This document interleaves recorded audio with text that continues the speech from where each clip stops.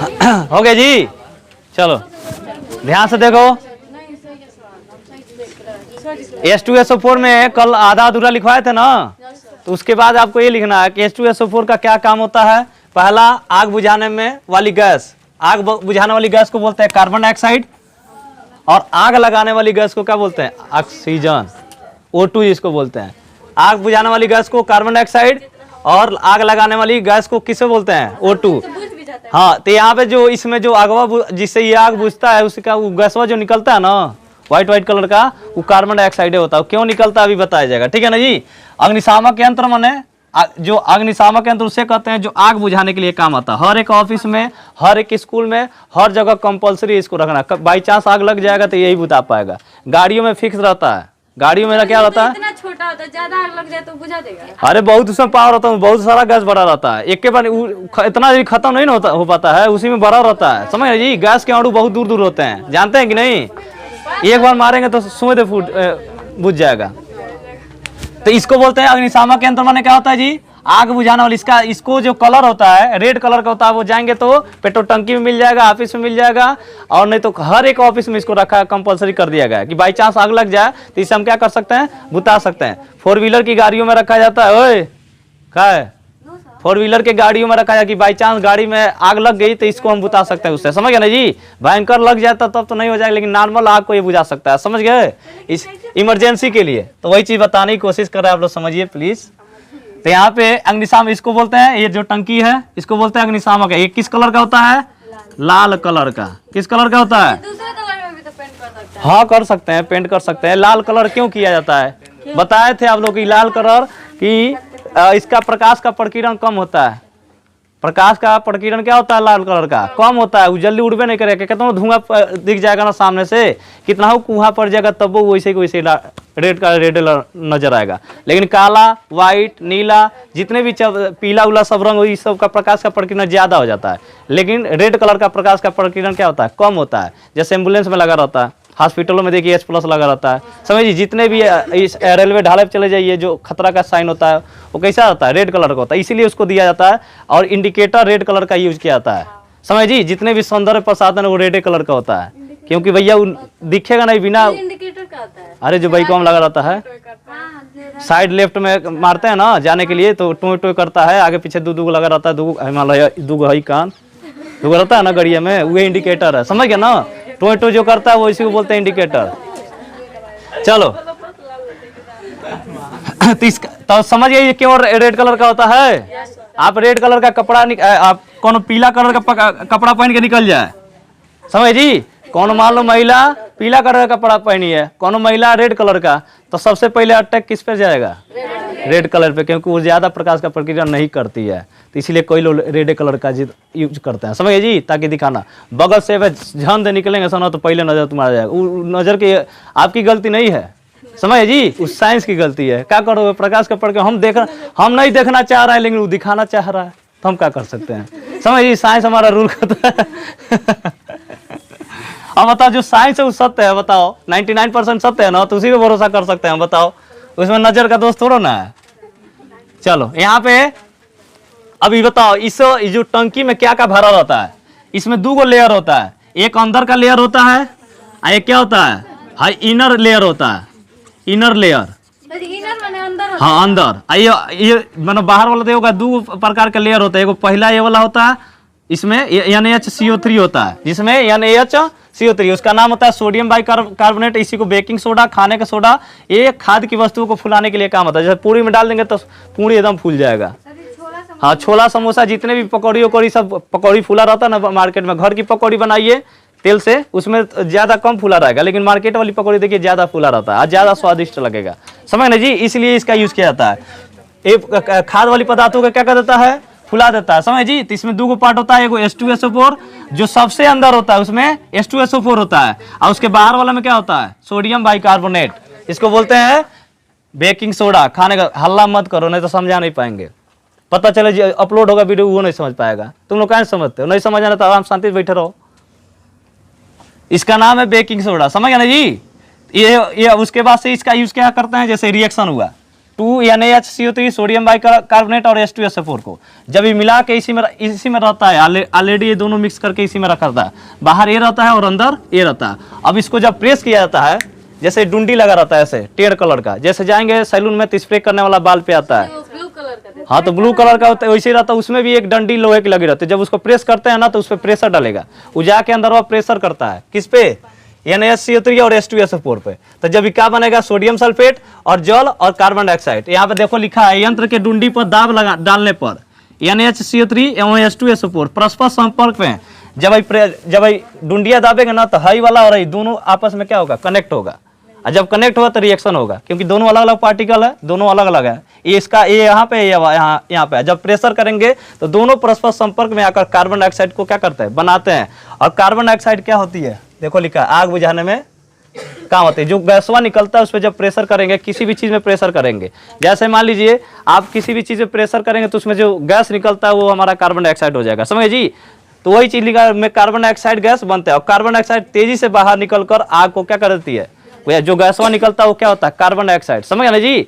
ये रिएक्शन हुआ, जैसे इसका संतुलन भी किया गया। देखो दो यहाँ पे लगा है सोडियम, दो गो है, 4 गो हाइड्रोजन है, कहाँ गया, 2 और 2 4 गो हाइड्रोजन हो गया, 2 दूना कार्बन, देखो क गो है, 2 गो है, 2 गो उधर भी कार्बन है। ऑक्सीजन कितना है, 2 1 3 और 4 1 5 और 2 कितना हो गया, 10 हो गया ना, हाँ 2 4 2 6 और 4 10, इधर देखो 4 3 7, 3 दूना 6 हाँ सॉरी 3 दूना 6 6 4 कितना हो जाएगा, 10। तो ये संतुलित है कि नहीं।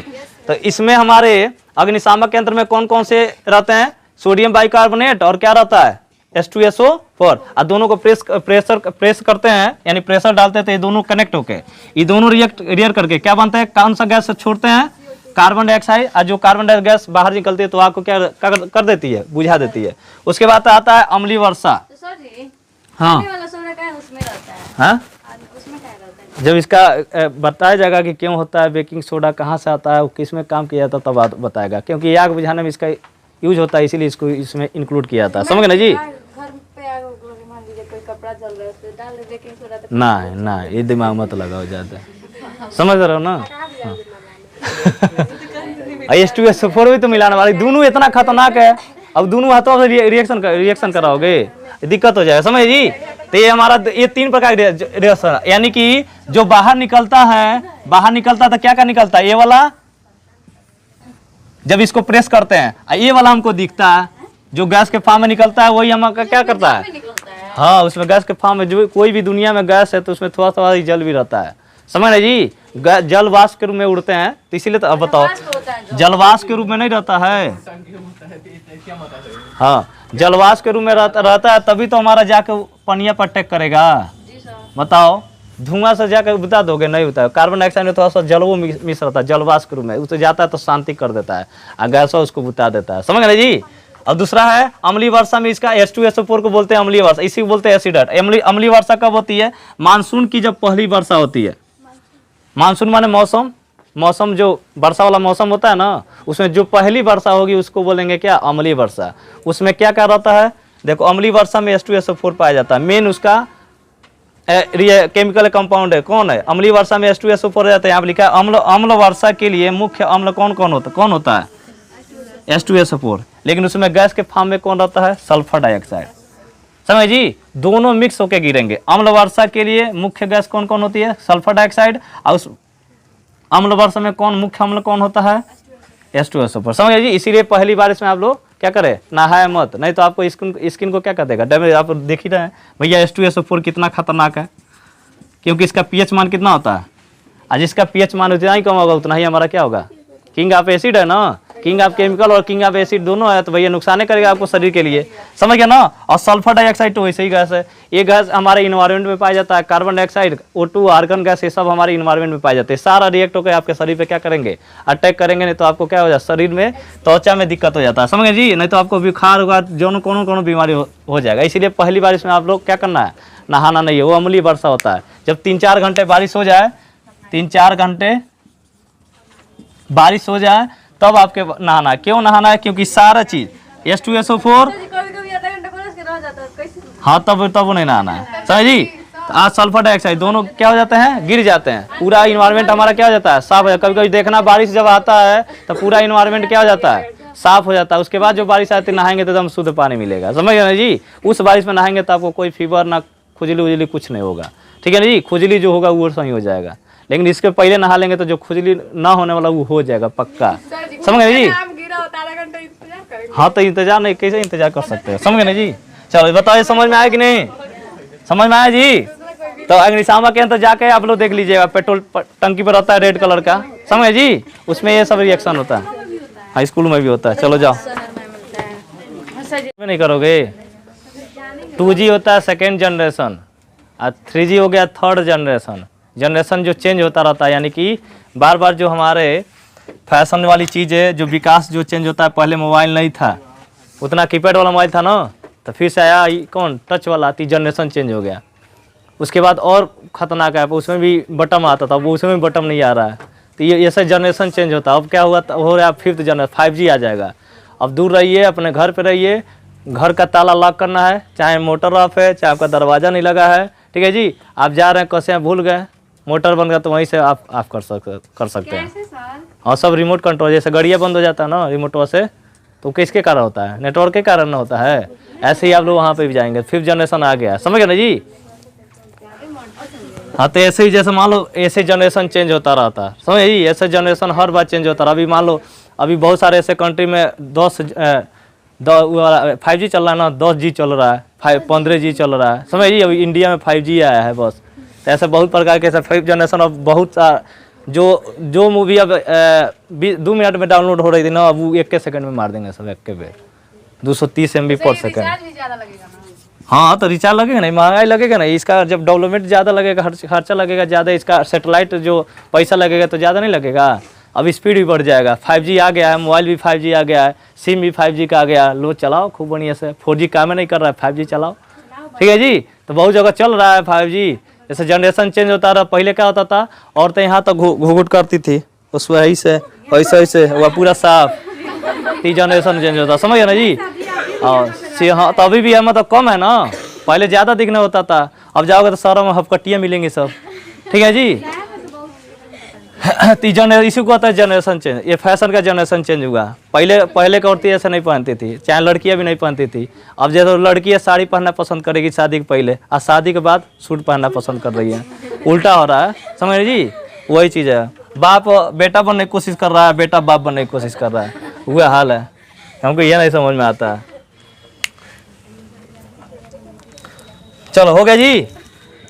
चलो इसका मतलब समझ लीजिए, कल आप लोग को H2SO4 का लिखवाए थे ना, हाइड्रोक्लोरिक अम्ल और H2SO4 सल्फ्यूरिक अम्ल का यूज हम बता दिए थे कहाँ का होता है। अब आपको जानना है HNO3, इसका नाम है, इसका हिंदी नाम क्या है, नाइट्रिक अम्ल।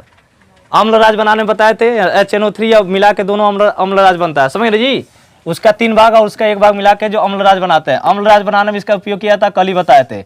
एसिड रन में क्या क्या होता है, सल्फर डाइऑक्साइड और नाइट्रोजन डाइऑक्साइड, समझ रहे जी। सल्फर डाइऑक्साइड और कौन होता है, नाइट्रोजन डाइऑक्साइड, HNO। ध्यान से देखिए, इसमें H यूज किया हाइड्रोजन, नाइट्रोजन और क्या है ऑक्सीजन। ये दोनों कौन सा पदार्थ है, विस्फोटक तत्व है, इसीलिए इसका उपयोग हम RDX में करते हैं। RDX एक बम का काम है जो बहुत ही खतरनाक बम है, समझे जी। पुलवामा में जो अटैक हुआ था, कम से कम इतने सैनिक जो आर्मी के जवान मरे थे, कितना कुंटल RDX ले आके लड़ा दिए थे सब आर्मी के बेसवे में। जैसे आर्मी इधर से आ रही थी, इधर से आर्मी आ रही थी कम से कम 5 ट्रक से, ठीक है जी। उस समय जैसे वहाँ से बहुत खतरनाक एरिया है, हल्ला मत करो। जैसे जिस रूट से वो आ रहे थे वो बहुत खतरनाक है, सेंसिटिव एरिया है, वहाँ पर कभी आतंकवादी हमला हो सकता है। तो वहाँ से जो सैनिकों को बुलाया जाता था तो हेलीकॉप्टर के थ्रू बुलाया जाता था, लेकिन उस समय तो गड़बड़ी हो गया, हेलीकॉप्टर नहीं अरेंज हो पाया, तो सारे सैनिकों को बुलाया गया किसके थ्रू, ट्रक के थ्रू, जो उन लोग का गाड़ी होता है, व्हीकल जाते हैं ना आर्मी वाले, तो उसी के थ्रू बुलाया गया। अब यहाँ से सारे रूट होते हैं, अब यहाँ से एक ए वाला रास्ता आ रहा है, ठीक है जी। अब इसे यहाँ से इससे कम से कम 9 गो रूट कनेक्ट था। अब एक आतंकवादी यहाँ पे आया गाड़ी लेके, गाड़ी वो लड़ा दिया, कम से कम कितना, कम से कम 100 कुंटल के या 15 कुंटल के आसपास, ऐसे ही कुंटल नहीं आंकड़ा पता है, कितना कुंटल या के गड़िए में लड़ा दिया, इतना कुंटल। अभी कुंटल में बात चला था RDX, समझ जी, जान लेना। अभी तो इतना बड़ा RDX लड़ जाए तो पूरा उड़ा देगा, पूरा मकनिए तुम्हारा, समझ रहे जी। RDX का उपयोग, इस बम का उपयोग बिल्डिंग को ढहाने के लिए भी किया जाता है। नीचे बीम में घुसा दिया जाएगा, विस्फोट कर दिया जाता है, पूरा बिल्डिंग में ध्वस्त हो जाएगा, नीचे गिर जाता है।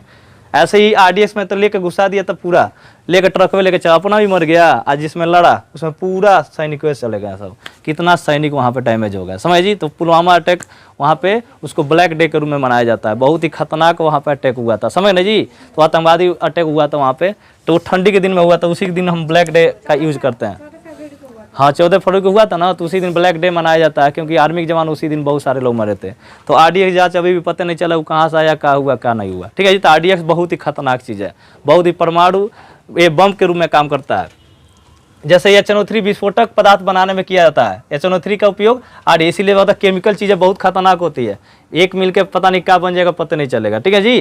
तो HNO3 का उपयोग विस्फोटक पदार्थ बना, जैसे विस्फोटक पदार्थ कौन कौन होता है, पटाखा, समझ जी, जो पटाखा फोड़ने वाला बम हो गया, जितना भी विस्फोटक पदार्थ होगा जलाने वाला, उसमें HNO3 का प्रयोग किया जाता है। जितने प्रकार के बम बनाया जाता है उसमें HNO3 का प्रयोग किया जाता है, ठीक है ना जी। उसको RDX आपका मेन है। RDX की खोज कौन किया था, कौन से वैज्ञानिक ने किया था, हैनिंग ने खोज किया था। RDX की खोज किसने किया था, हैनिंग ने।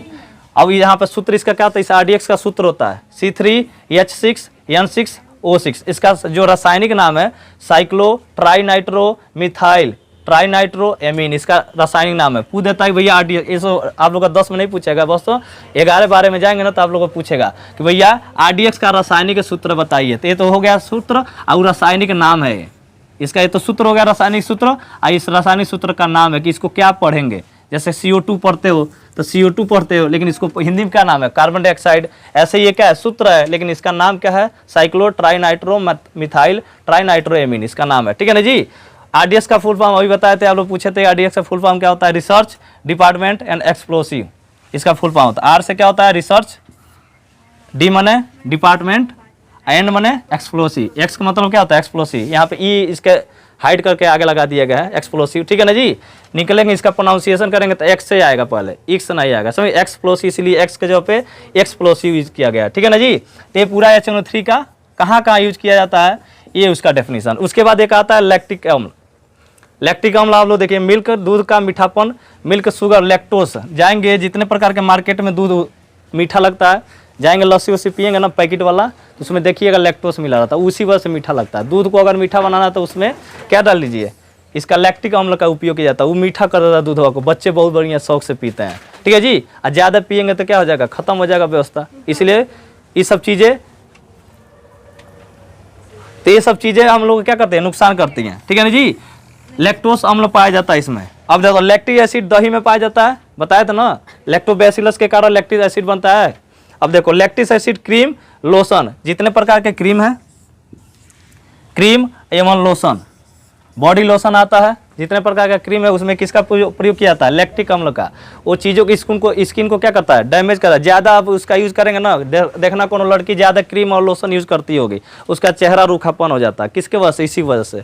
लैक्टिक अम्ल एक अम्ल है, इसमें अम्ल की मात्रा जानबे कर, तो 7 से अंडर pH मान कम में होगा, तो ये अम्ल होगा। तो इसका उपयोग किस में जाता है, जितने भी क्रीम जो फेयर लवली है, बहुत प्रकार के जो सुंदरता वाली चीज़ें के लिए क्रीम लगाते हैं ना हम लोग, और लोशन जो बॉडी लोशन आता है बाल को हटाने के लिए, बहुत प्रकार का तेल आता है लोशन, समझ रहे जी, उसमें इसका प्रयोग किया जाता है। ज़्यादा इसका अगर हफ्ते में 2 या 3 बार से ज़्यादा करेंगे, ज़्यादा मान लो महीने में कोई को 3-3 बार 4-4 बार यूज़ करते हैं सब, तो जान लिया आपका स्किन मात्र 35 साल बाद आपका फटना शुरू हो जाएगा।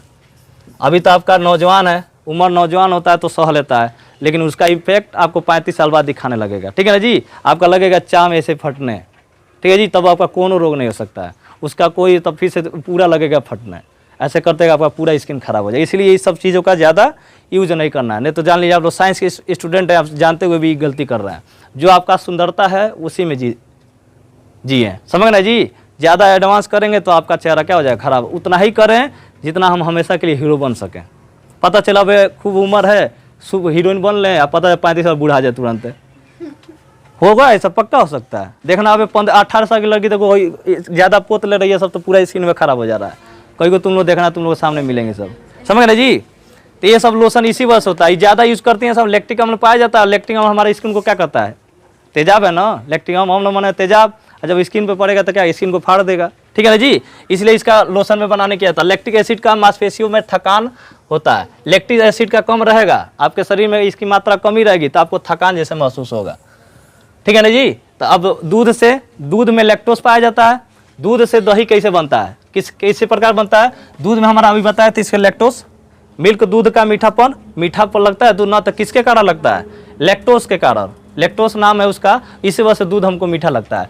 अब बताओ दूध में लैक्टोज पाया जाता है, और लैक्टोज से किसका क्रिया करा रही है? लैक्टोबैसिलस। लैक्टोबैसिलस एक बैक्टीरिया का नाम है, और जब ये बन जाता है तो लैक्टिक एसिड दही में पाया जाता है। दूध से दही बनने की क्रिया को क्या कहते हैं? लैक्टोबैसिलस के कारण बनता है ना। दूध में किस कारण बनता है? लैक्टोज होता है, बैक्टीरिया, इस लैक्टोबैसिलस का नाम क्या है? बैक्टीरिया है, उसे रिएक्ट करके लैक्टिक दही बना देता है। और दही में कौन सा एसिड पाया जाता है? लैक्टिक एसिड, ठीक है जी। हिंदी नाम अंग्रेजी नाम दोनों सेम है, ठीक है ना जी। उसके बाद मिल्क है, मिल्क में हमारा रेनिन पाया जाता है। ये एंजाइम होता है, पाचन का काम करता है। जो आप लोग का दूध पचता है, जिसका अगर दूध पचे ना, जान लेना एंजाइम की कमी उसके शरीर में, समझ जी। बच्चों में जन्मजात पाया जाता है बच्चों में, क्योंकि बच्चे हमेशा दूध पे डिपेंड करते हैं। माँ का दूध हो, चाहे बाहर का दूध हो, चाहे क्या हो, गाय का दूध हो, चाहे बकरी का दूध हो, चाहे भैंसी का दूध हो, समझ जी। एंजाइम की वजह से ही पचता है शरीर, नहीं तो वो क्या करें, खाना तो खाते नहीं है सब, समझ। एंजाइम की वजह से उन लोग का क्या होता है? दूध पचता है। तो मिल्क में रेनिन एंजाइम, रेनिन है इसका नाम है, इस एंजाइम का नाम क्या है? रेनिन। इस क्या करता है? पाचन का काम करता है, दूध को पचाता है, और किस में कन्वर्ट कर देता है? प्रोटीन में। उस प्रोटीन का नाम क्या है? केसिन, समझ जी। दूध पीने से हमको क्या मिलता है? प्रोटीन। दूध पीने से, अंडा खाने से और दाल पीने से हमको क्या मिलता है? प्रोटीन। नहीं पियेंगे तो आपका क्या हो जाएगा? शरीर प्रोटीन के कारण आपका बहुत प्रकार का रोग हो जाएगा, कुपोषण का रोग हो जाएंगे, आपका बाल कमजोर हो जाएगा, आँख कालापन हो जाएगा आपका, समझ जी। अभी मैं शरीर के काला ही कहीं दूध न पी रहे होंगे समझ जी। तो ये सब चीज़ें, ये आप इसलिए आपको क्या करें? दूध पीजिए, ठीक है जी। अंडा खाइए थोड़ा, और उसके बाद क्या करिए? दाल तो पी लीजिए, दाल तो रोजाना खाना चाहिए आप लोग को, ठीक है ना। उसके बाद से ये लैक्टिक एसिड हो गया, ये कौन था? नाइट्रिक अम्ल, ये क्या था? लैक्टिक अम्ल। उसके बाद क्या हो गया? ऑक्जेलिक अम्ल। ऑक्जेलिक अम्ल, जितने भी ऑक्जेलिक के फल, जितने भी फल आपको चमकता है, कितना बढ़िया फल है, उस सब पे छिड़काव होता है, किसका? लैक्टिक एसिड का, ऑक्जेलिक अम्ल। इसका सूत्र क्या होता है? C2H2O4, समझ जी। जितना भी आपका फल बहुत बढ़िया, क्योंकि दूर से आ रहा है, दूर से आएगा तो सड़ गल जाएगा, उसका ताजापन क्या हो जाएगा? खत्म हो जाएगा। और जो ये केमिकल बस स्प्रे कर दिया तो एकदम फल एकदम ताज़ा रहता है। एक बार पोंछ दोगे ना तो लगेगा पॉलिश किया गया है। आप लोग जाएंगे मार्केट में तो सेव चमकता है, किसके वजह से? और सबको चमकने वाला चीज़ बड़ी पसंद है, नहीं पसंद है? कौन एकदम पहन के बढ़िया से जाए और चमक आ जाए, तो देखते हो हीरो में, फिल्मों में हीरो उनके देखना एकदम कौन लगा लेंगे सब लटकने वाला, और चमकेगा तो हीरो वही के देखेगा इतना खतरनाक बना, हमको ये बेवकूफ़ बनाते हैं सबका, बता उसको वही के देखना चाहिए, बताओ। इतना दुनिया में लड़कियां सब, लेकिन वही के दिखाते हैं सब। हाँ, तो वो भेदभाव का है, सबको देखो, समझ ली। तो ऑक्जेलिक एसिड है, इसका सूत्र क्या है? इसी वजह से हमारा क्या होता है? फल ताजा होता है। ये फल को ताजा रखने के लिए इसका यूज किया जाता है, समझ जी। इसका यूज इसलिए फल को कभी भी लाएं तो क्या कर लें? धो ले। सब्जियों को लाएं तो क्या कर लें? सब्जी ताजा रहती है, तो इसी वजह से सब्जियां में मतलब रहते हैं सब। हाँ, सब्जी अगर ताजा है, अगर चिकनाहट दिख रहा है, बढ़िया साफ सुथरा दिख रहा है, तो इसी वजह से, ठीक है जी। ताकि ताजा दिखेगा तभी तो लोग देखेंगे। और कौन मरिया घेवड़ा हो गया तो कोई लेगा? नहीं, परसों हमारे घर सब्जी आया था ना, उसी में पतला सा जो सफा नहीं होता है, वो था, सारा फ्रीजर में। हाँ, चलो। तो इसका नाम क्या है? Oxalic acid. इसका सूत्र क्या है? C2H2 और क्या है? ओवर। इसका नाम होता है रासायनिक नाम। यह टमाटर में पाया जाता है। टमाटर का जो बीज होता है ना, टमाटर का बीज देखे हो तो टमाटर के बीज में भी पाया जाता है, किसका नाम है? Oxalic acid. पालक में भी पाया जाता है, इसीलिए कहते हैं भैया टमाटर और पालक चीज खाने से हमको क्या बन जाता है? पथरी बन जाती है, क्योंकि आयरन की मात्रा ज्यादा पाई जाती है, समझ रहे जी। तो इसमें भी आयरन की मात्रा, इसमें भी आयरन की मात्रा, समझ रहे जी। तो दोनों में क्या पाया जाएगा? दोनों को ज्यादा यूज करेंगे तो आपको क्या हो जाएगा? पथरी हो जाएगा, समझ जी। तो कम मात्रा में यूज करें, समझ गए।